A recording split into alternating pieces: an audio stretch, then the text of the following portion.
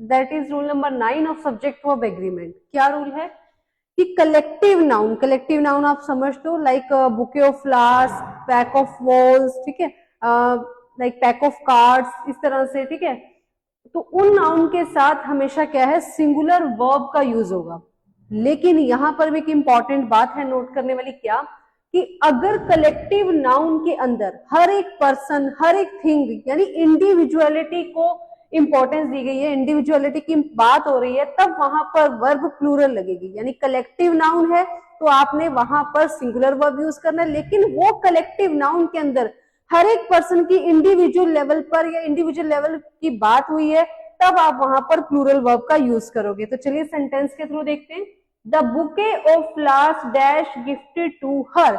अब यहां पर आपको किसकी बात हो रही है, बुके की, फ्लावर्स का बुके, तो वहां पर हम क्या यूज करेंगे, is, right. A cluster of stars dash there, cluster of star, cluster group, stars का ग्रुप, यानी एक ही ग्रुप देखा गया है, तो यहाँ पर सिंगुलर वर्ब आएगी तो आपका यूज हो जाएगा अपीयर्स, राइट।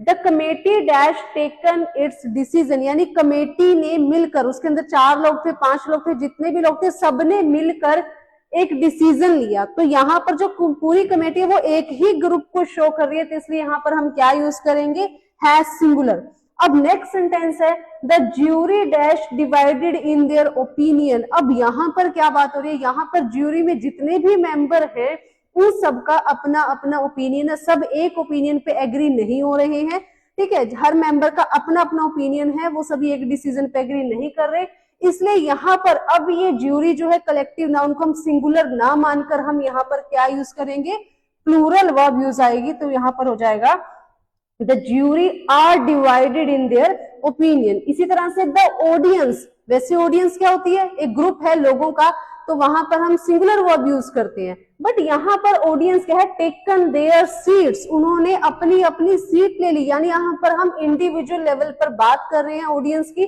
तो यहाँ पर जब हर एक की बात हो रही है, यानी बहुत सारे लोगों की बात हो रही है, तो यहाँ पर हम सिंगुलर वर्ब यूज ना करके क्या यूज करेंगे, plural verb, that is have.